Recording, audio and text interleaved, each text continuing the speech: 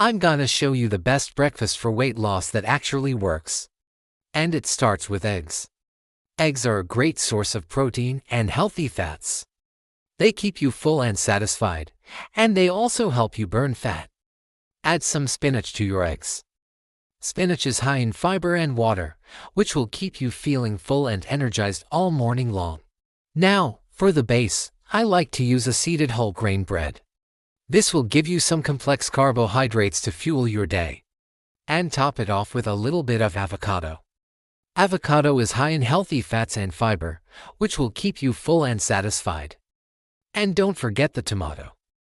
Tomatoes are high in lycopene, which has been shown to reduce body fat and help with weight loss. So there you have it, a delicious and nutritious breakfast that will keep you full, satisfied and on track for your weight loss goals. So there you have it, a delicious and nutritious breakfast that will keep you full, satisfied and on track for your weight loss goals.